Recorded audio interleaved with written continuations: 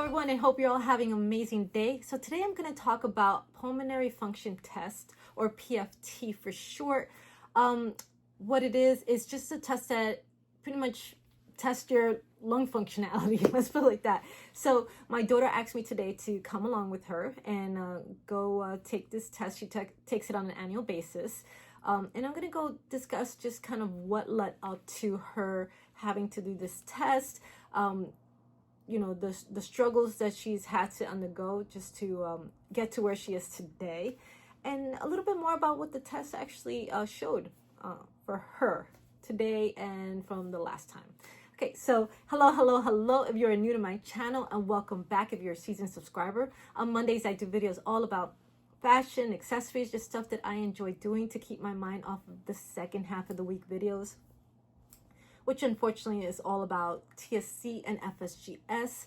TSC being tuberous sclerosis complex, and FSGS being a form of kidney disease. There's a name for you. So with TSC causes tubers, or they're benign tumors, to grow in different major organs throughout your body. And with FSGS, it's a form of kidney disease that causes damage to the glomeruli of the kidney, which is the filtration system. So that can eventually lead to kidney failure, having to go into having either dialysis or waiting on a kidney transplant. So, which unfortunately both of my daughters have the genetics for it. And we're currently just trying to keep on top of the symptoms. Unfortunately, they're uncurable. So if you're interested in either or, please hit the subscribe button and hit the little bell so you can be notified on all of my latest videos. And please hit the like button and comment below so that you can help me with the algorithm gods and help me to continue to grow my channel. Thank you so much, and let's get started. So what to expect during a PFT? Okay, so PFT it measures how well, let's put it like this, how well your actual lungs work. So that's the gist of it. So it pretty much gives you an opportunity to test on how much air you can exhale, how much your lungs can hold, and how well your oxygen moves from your lungs into your blood. So those are the three main priorities for that. So during the actual PFT, you'll breathe into a mouthpiece. So it's almost like it's a little enclosure. It's really cool. It looks like an old telephone. If you ever seen one of those old telephone booth. So during that, you breathe into a mouthpiece. It's attached to a handheld device, which is like a little larger machine. And you literally, they don't put you, that one specifically wasn't on a treadmill. There are other ones or other versions where they'll put you on a treadmill or they'll put you on a bike. This is just a standing seat there, and you're breathing, and all they do is they check your heart rate, your blood pressure, your breathing, and your oxygen saturation are pretty much all being monitored. So it's really an interesting test to take, but it's really a great. This test really is really good at kind of seeing where you are, or kind of monitoring how you're doing, or how your lungs are doing. This test is really good for my daughter to be taking now, because after so many years of dialysis, her lungs really took a huge hit overall, where she would, as I've indicated before, whenever she'd be walking, like even taking a few steps was overwhelming for her. So she'd have to take a step back and sit down and wait for a few, and then take another few steps. So this was towards the end of her dialysis, which about the 6 or 7 year mark, you can see that her lung functionality was deteriorating, and she was just having a hard time just with all the fluid that she had in her lungs, all of the, obviously with all the dialysis, not clearing out all the fluid, because after a while, clearly the dialysis is just not sufficient enough to get her back to where she needs to be overall. Function wise. So that's why it was so urgent to get her another kidney. So as she would, a lot of times whenever she would walk again, just even a few steps, like she had gotten a couple of jobs here and there, and she couldn't sustain them because she was having such a hard time just standing for long periods of time. So she even trying to go to sleep, whenever she would fall asleep, she felt like she was drowning. So she'd have to sit up and take deep breaths. So this was something that was becoming more and more apparent, and becoming more and more of an emergency. Hence why, again, the urgency that we had towards that point in her recovery process, or in her dialysis, where we were like pushing to get her on a list because we just couldn't wait any further. So with a lot of reasoning for all the issues that she had in her with her lungs was just from the fluid of dialysis, of the constant fluid in her lungs from dialysis, the pneumonia, that the dialysis wasn't able to clear because she no longer had full kidney functionality. Obviously she had pneumonia on a few occasions, so again, fluid in the lungs, bronchitis, and just that 8 years of dialysis just all impacted her lungs. And then her parathyroidectomy, which is all in all just everything. It's just accumulated to a lot of restrictions in her breathing and just overall. So I knew that we had to get her in to see a lung doctor.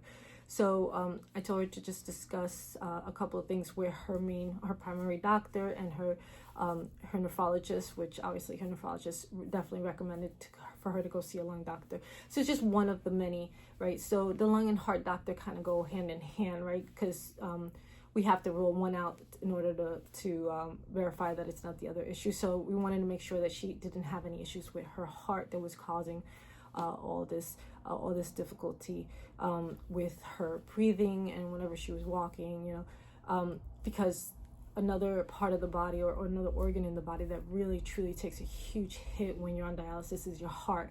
And one of the main things that nephrologist works with directly is to make sure that we have the proper heart doctor caring for her, we have a proper nephrologist or kidney doctor taking care of her, we have a proper lung doctor taking care of her as well, so they're all on the same page and the documentation has to go back and forth and up to date real time. Now with her heart doctor, she's doing great there. She's always had a hole in her heart since young, so that was nothing new to us. We knew that, so her heartbeat was a little off. But there was one occasion which really, really frustrated me, and I'll never forget this because it actually angered me. We kept having to go to the hospital because my daughter, Amber, was having a hard time, again, just even walking, where she was struggling to breathe, where she couldn't sleep. She was up all night. She was scared to fall asleep. And this was countless occurrences.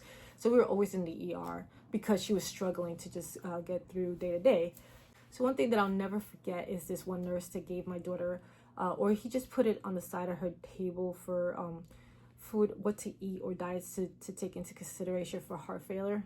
And I'll never forget this. I opened up the pamphlet because I wasn't thinking about anything nefarious about this. I just thought it was like a diet plan to help her out, to help just get her back on track and just help her feel a little bit better. When I opened the pamphlet, there was like a little pamphlet about heart failure and what to do with what foods to eat for heart failure, because we had gone to the hospital a couple of times. And I looked at her and I said, "Did the doctor talk to you about you having heart failure? Am I missing something here?" And she was like, "No." I was like, "So why is this nurse bringing you this pamphlet?" I don't know, Mom." We were kind of dumbfounded as to what this was about. So it really angered me because, first of all, a doctor never mentioned that to us. And second of all, why would that nurse take it upon himself to give us something without even like talking to us or letting us know what this was about? So I immediately after she was released from the hospital, that's when we really started becoming really aggressive on trying to get a kidney transplant. And I pushed her to go see her heart doctor and go see her lung doctor. Heart doctor said that her heart was doing great. Lung doctor said that, she's struggling from the PFT, the previous PFT. She actually didn't do that great. The 3 tests or the 3 exams are just how much air you can exhale, how much lungs you can hold, and how much oxygen moves from your lungs into your bloodstream. From those 3 tests, specifically, she rated at 54, 54, 58, and mind you, 80 is a normal range. So that's where we need to get to, right? That was from her last year's results. So remember that I indicated to you this year, we went today. We actually went this morning to go to her test to get her testing done, and she went from her first exam was 54, she went to 63. Her second exam was 54, she went to 62, and her third exam was 58, and she went to 74. So she did a huge bump, right? And these were the 3 tests that she did, and the normal range is about 80 again. So it's really frustrating when a nurse that has no idea what's going, like, just because you see my daughter going through these issues, you don't know the backstory of what's going on, or you're not properly providing that, and you go and you just make it a point to provide some documentation or whatever and scare this family half to death without really explaining why you're giving this to us. And it's just like beyond frustrating, because it's just like, what are you thinking? Like, I wish I had saw him do it, because then I had looked at it when he did it, because then I could have just said, like, what is this? Like, why are you providing us with this stuff? Did the doctor tell you this? At least to ask questions of why. But it was just so frustrating. So just a big part of all this was just like, we got here because my daughter has been gone through so many years of dialysis, but it doesn't mean that you immediately are assuming that my daughter has heart failure if you're not a doctor. You see her numbers and you see her here and there. It doesn't mean that we're just going to say, oh, we're just going to give up. No, not once did you discuss with us whether or not she was trying to get a kidney or she was trying to change her outcome of where she is. Your assumption is just she has heart failure, and you're providing us with this documentation.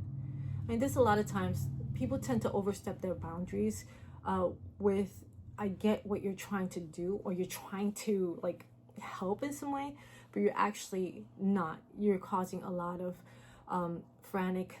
You're causing a lot of frantic.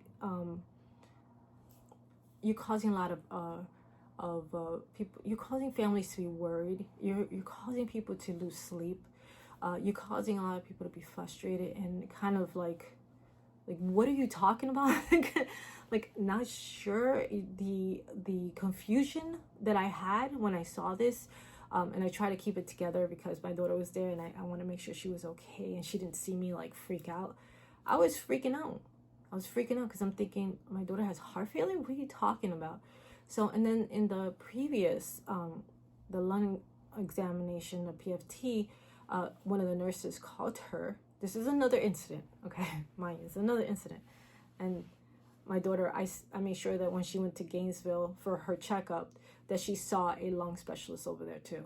So when she went over there to Gainesville, right, this was after the fact, when the nurse called her from her current pulmonologist's office, she reads her kind of the details of the test and then indicates that, oh, you might have lung hypertension. And then she calls me and tells, my daughter's like freaking out, calling me in tears. And I said, what's going on? She's like, oh, the nurse just said that I have lung hypertension. And she's like all upset and freaking out. And then I'm freaking out because I'm like, what's going on? Because I know how my daughter is. She'll read about stuff to just make sure that she knows what's going on. So I know that she's done her research. So I go and I check into it, and I'm looking at all of this, and I'm looking at all the details and all this information. And then I look up white papers that have information pertaining to how it could be misdiagnosed when it comes to people that were on dialysis and blah, blah, blah. So once I did that, I said, listen, when you go to Gainesville, have a lung specialist, meet up with a lung specialist and ask them about what's going on, and make sure that you have all the details of that documentation and ask them, is this something that you have? The lung specialist goes through all her documentations, all her CT, everything, and he just like laughs at her. He says, you don't have that. He's like, this is all from your dialysis and everything that you've been through. And so she felt relieved, wasn't freaking out anymore. Like I told her to just calm down. But I get it. And then people wonder, and then people look at her and see her with her anxiety and be like, I wonder why she's anxious. Why do you think my daughter's anxious? Why do you think she has such severe anxiety? Because she gets calls like that telling her that she has some of the worst things possible, or being handed a pamphlet, and you have no freaking facts or details behind that. Your assumption is that she's like a normal patient. She's not. She's been on dialysis. I get it. You can have heart failure from dialysis. I get it. But you're not a doctor. You're not a doctor. You're not a heart specialist. This is something that you really have to take into consideration and allow the doctor to talk to your patient. Not you read some stupid numbers and codes off of a paper and assume that you know what's going on. You don't. My daughter had to go through several, like, she freaked out about the heart thing, so she went through several appointments to make sure that everything was okay, and the doctor said, your heart looks good. Then, you know, it was a little bit enlarged, but it went back down to normal after she got her kidney. The lung doctor, we just went to see him today, and she had better numbers this time. He said, I'm really happy where your numbers are. They're not normal, but we're going to get them there. You know what I'm saying? And he was happy to see improvement. No indications of freaking lung hypothyroid, which is extremely scary. That is an extremely scary diagnosis. If you read up about it, can lead to death and will lead to death. Let's put it like that. Let's be realistic about this. Sending someone off to that, you know, without... Anyway, so another part of her issues that she had with her lungs, she's had nodules and severe restrictions in her lungs. Just again, it goes from all the fluid buildup and stuff like that. So now that she did have her second test, and this is her second year of having her kidney, her lungs are her kidney transplant. Her lungs have been a lot better. She still has like one-offs, like, well, she feels like she's choking a little bit as she's falling asleep, but this is like once every 3 to 6 months. Like, she hasn't had it like before. It was like nightly. So her lungs are improving, and the lung doctor is seeing that, and clearly her numbers are showing that her lungs are improving, which is phenomenal.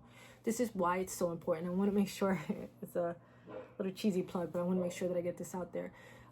That's why it's so important to be a organ donor, because without that kidney, my daughter would probably still be going into the ER, probably still barely be making it, you know, barely be able to rest. You know, so it's really, really, really, really important that you please consider being a donor. And I'll put the link again below, just so you guys can kind of see how important it is. And I'm a huge advocate for it. I donated my kidney to my daughter, and if I had the ability to do it again, I'd make sure that she get every one of my kidneys to make sure that she has a good life. She's generally a good person. She's been through so much, and she deserves to have a good life, just like anyone else out there that's struggling to just and please be patient for those people that are waiting to have an organ donated. It's important. Like, sometimes we kind of forget what people are dealing with, and then you see people that are angry, that are sick, that are angry because they're sick. Be patient with them. I know it's not easy sometimes, and just think about what it is to be that person waiting for a life-saving organ. And please be patient. Okay, thank you again for taking the time out to check out my video. And again, I hope you guys are all having an amazing day or amazing week, or had an amazing day. And I really hope that you're all safe, and you have a wonderful upcoming Christmas if you celebrated, or have a wonderful holiday, whatever it is you're celebrating in the upcoming months. I hope it is a wonderful time with your family, your friends, or yourself, whoever it is, with your pets, whoever it is with. Have a great one, okay? And just a reminder, guys, please don't forget to subscribe to my channel and hit the little bell so you can be notified on all of my latest videos. And please don't forget to hit the like button, comment below, sharing your input. Let me know if you're dealing with something similar, or if there's been an incident where you got frustrated with the nurse or doctor. Because trust me, there's plenty of them. And please don't forget to focus through and evolve. Ciao.